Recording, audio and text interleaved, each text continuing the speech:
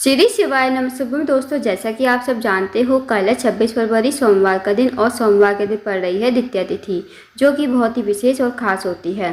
दोस्तों, यदि आपके जीवन में धन संपदा की बहुत ज़्यादा कमी है, व्यापार में वृद्धि नहीं हो रही है या आपकी नौकरी नहीं लग रही है, आपकी कोई अधूरी इच्छा है जो काफ़ी दिनों से पूर्ण नहीं हुई है, आपने कई प्रकार के उपाय, व्रत, नियम सब कर लिए, फिर भी आपकी इच्छा है पूर्ण नहीं हो रही, तो दोस्तों ये वीडियो आपके लिए है। बस आपको 4 हरे मूंग के दाने और 1 चावल के दाने से अचूक उपाय करना है। यदि आप इस उपाय को करते हो तो आपकी जो भी मनोकामना होगी, बड़ी से बड़ी, वो मनोकामना अतिशीघ्र पूर्ण हो जाएगी। पूज्य गुरु जी की कथा को सुनकर उपाय को अच्छे से समझाने का प्रयास करेंगे। तो आइए दोस्तों, जानते हैं उपाय कैसे करना है।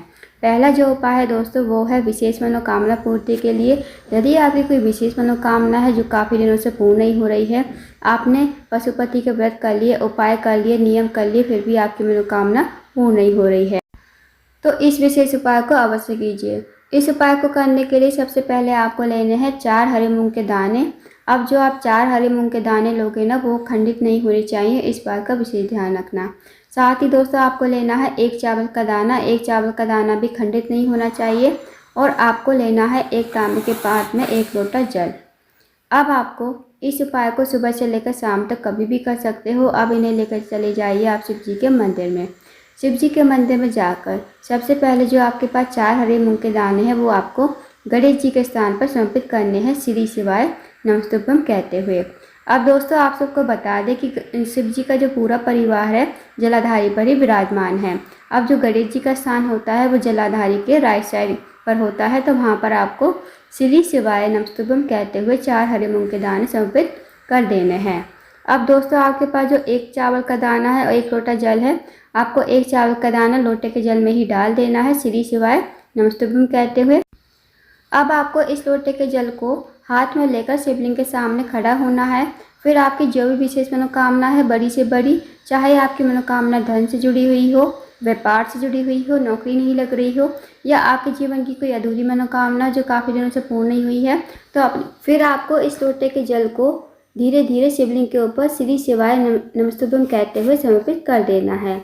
फिर आपको 2 मिनट मंदिर में बैठना है, श्री शिवाय नमस्तुभ्यं का जाप करना है। फिर आपको भगवान को प्रणाम करके, विनती करके अपने घर पर आ जाना है। तो दोस्तों, इस विशेष उपाय को अवश्य कीजिएगा। बहुत ही अचूक विशेष उपाय है। इस उपाय को यदि आप करते हो तो मात्र 24 घंटे के अंदर अंदर आपकी मनोकामना अवश्य ही पूर्ण हो जाएगी। अब जानते हैं दोस्तों अगले उपाय के बारे में। अगला जो उपाय है दोस्तों, वह है, अगर आपका कोई काम है, किसी कार्य के लिए आप बाहर जाते हो, वो कार्य आपका पूरा नहीं होता है, या फिर आपके किसी कार्य में बाधा आ रही है, बहुत दिनों से आपका कोई कार्य है अटका हुआ है, आप नौकरी के लिए जाते हो, नौकरी आपको नहीं मिल रही है, या फिर आपका इंटरव्यू भी क्लियर नहीं हो पा रहा है, आप कोई सरकारी एग्जाम की तैयारी कर रहे हो, सरकारी एग्जाम आपने दिया है पर उसका जो रिजल्ट है आने ही वाला है, तो इस विशेष उपाय को अवश्य कीजिए। इस उपाय को करने के लिए सबसे पहले आपको लेनी है 1 बेलपत्र। अब जो आप बेलपत्र लोगे, कहीं से कटी फटी खंडित नहीं होनी चाहिए, इस बात का विशेष ध्यान रखें। साथ ही दोस्तों, आपको लेना है 1 चम्मच या 2 चम्मच शहद, और जो आप शहद लोगे उसे आपको कटोरी में डाल लेना है। साथ ही दोस्तों, आपको लेना है 1 लोटा जल तांबे के पात्र में। अब आपको इन्हें लेकर चले जाइए शिव जी के मंदिर में। शिव जी के मंदिर में जाकर सबसे पहले आपको 1 लोटा जल श्री शिवाय नमस्तुभ्यं कहते हुए शिवलिंग के ऊपर धीरे धीरे समर्पित करना है, ताकि आप 11 बार श्री शिवाय नमस्तुभ्यं का जाप कर सको।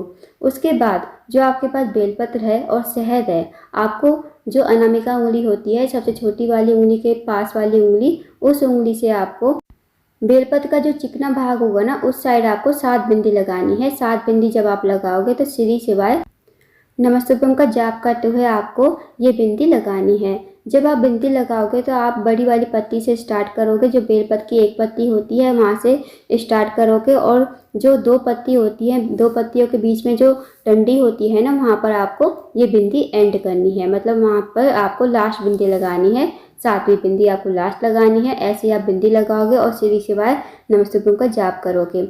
उसके बाद इस बेलपत्र को आप अपने सीधे हाथ लेना, और जो भी आपका विशेष कार्य है, जो भी आपका कार्य अटका हुआ है, उस कार्य को कहिए, और इस बेलपत्र को श्री शिवाय नमस्तुभ्यं कहते हुए शिवलिंग के ठीक ऊपर समर्पित कर दीजिए। उसके बाद 2 मिनट मंदिर में बैठिए, श्री शिवाय नमस्तुभ्यं का जाप कीजिए। फिर आपको भगवान को प्रणाम करके, विनती करके आपको अपने घर में आ जाना है। यकीन मानिए दोस्तों, यदि आप इस उपाय को करते हो तो जो भी आपका कार्य अटका हुआ है, किसी भी कार्य में आपको सफलता नहीं मिल पा रही है, तो इस विशेष उपाय को करने से आपको हर कार्य में सफलता मिलने लगेगी।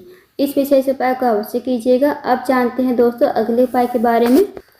अगला जो उपाय है दोस्तों, यदि आपके जीवन में धन की बहुत ज़्यादा कमी है या फिर आपके जीवन में पैसों की बहुत ज़्यादा तंगी है, आर्थिक समस्या से बहुत ज़्यादा परेशान हो, आपने किसी व्यक्ति से पैसा लिया है, आपके ऊपर कर्जा जो है बहुत ज़्यादा बढ़ गया है, तो इस विशेष उपाय को अवश्य कीजिए। इस विशेष उपाय को करने के लिए सबसे पहले आपको लेना है एक तांबे के पात्र में 1 लोटा जल, साथ ही आपको लेना है 1 चम्मच या 2 चम्मच शहद। अब जो आप शहद लोगे उसे कटोरी में डाल दीजिए। साथ ही आपको लेना है एक शमी पत्र आपको लेना है, और इस उपाय को आप सुबह से लेकर शाम तक कभी भी कर सकते हो। अब इन्हें लेकर चले जाइए आप शिव जी के मंदिर में। शिव जी के मंदिर में जाकर सबसे पहले दोस्तों जो आपके पास कटोरी में शहद है ना, और जो आपके पास शमी पत्र है, उसे आप कटोरी में डाल दीजिए श्री शिवाय नमस्तुभ्यम कहते हुए। अब आप उस शमी पत्र को निकाल लीजिए और अपने सीधे हाथ पर रखिए और भगवान से प्रार्थना कीजिए। जो भी आपके जीवन में धन की कमी है, पैसों की तंगी है, जो भी आपके जीवन में समस्या चल रही है, उस समस्या को कहिए और इस शमी पत्र को शिवलिंग के ठीक ऊपर समर्पित कर दीजिए। अब जो आपके पास 1 लोटा जल है, 1 लोटा जल आपको शिवलिंग के ठीक ऊपर श्री शिवाय नमस्तुभ्यम कहते हुए समर्पित कर देना है। अब दोस्तों आपको 2 मिनट मंदिर में बैठना है। पुनः आपको मनोकामना बोलनी है, जो भी आपकी विशेष मनोकामना है, जो भी आपके जीवन में समस्या चल रही है। हे महादेव, मेरे जीवन में धन की बहुत ज़्यादा समस्या चल रही है, धन की बहुत ज़्यादा कमी है, माता लक्ष्मी का हमारे घर में वास नहीं है, माता लक्ष्मी हमसे रूठी हुई है। आप ऐसी कृपा करें कि हमारे घर में माता लक्ष्मी का वास हो और लक्ष्मी जी का वास हमारे घर में हमेशा रहे। तो आपको ऐसी मनोकामना विनती करके महादेव के मंदिर से आपको आ जाना है। अब दोस्तों इस उपाय को अवश्य कीजिएगा। बहुत ही अचूक विशेष उपाय है। इस उपाय को यदि आप करते हो तो कभी आपके जीवन में पैसों की किल्लत नहीं होगी, कभी आपके जीवन में पैसों की कमी नहीं होगी। साथ ही साथ हमेशा आपके घर में लक्ष्मी जी का वास रहेगा। तो इस उपाय को अवश्य कीजिए। अब जानते हैं दोस्तों अगले उपाय के बारे में। अगला जो उपाय है दोस्तों वह है रोग मुक्ति के लिए। यदि आपके घर में कोई व्यक्ति काफ़ी लंबे दिनों से बीमार है, उसकी जो बीमारी है ठीक होने का नाम नहीं ले रही है, आपने हॉस्पिटल के चक्कर लगा लिए हैं, फिर भी जो बीमारी है ठीक होने का नाम नहीं ले रही, तो इस विशेष उपाय को करके देखिए। इस उपाय को करने से बहुत फ़ायदा मिलेगा। इस उपाय को करने के लिए सबसे पहले लेना है आपको एक बेलपत्र। अब बेलपत्र जो आप लोगे कहीं से कटा फटा खंडित नहीं होना चाहिए, इस बात का विशेष ध्यान रखें।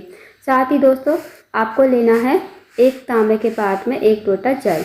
अगर दोस्तों आपको बेलपत्र कहीं से नहीं मिलता है तो आप शिवलिंग या जलाधारी से एक बेलपत्र को भगवान से विनती करके उठा सकते हो और इसे धोकर प्रयोग कर सकते हो। अब आपको चले जाना है शिव जी के मंदिर में। शिव जी के मंदिर में जाकर सबसे पहले आपको 1 लोटा जल श्री शिवाय नमस्तुभ्यम कहते हुए शिवलिंग के ऊपर धीरे धीरे समर्पित कर देना है।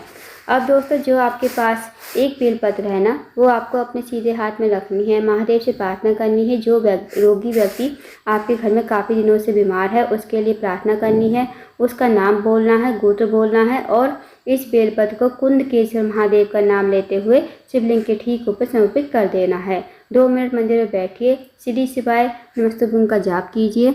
उसके बाद आपको ये जो बेलपत्र चढ़ाई थी आपने शिवलिंग के ऊपर, ये आपको भगवान से विनती करके औषधि के रूप में लेकर आनी है। घर पर लाकर इस बेलपत्र को उस रोगी व्यक्ति को खिलाना है, जो रोगी व्यक्ति आपके घर में काफ़ी दिनों से बीमार पड़ा है, काफ़ी लंबे समय से बीमार है।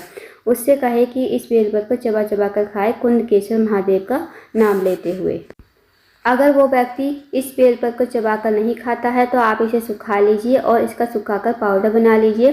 फिर आप इसे पानी में घोलकर भी दे सकती हो। जब आप इसे पानी में घोलकर दो तो कुंदकेश्वर महादेव का नाम लेते हुए आप उस रोगी व्यक्ति को पानी को पिलाएं।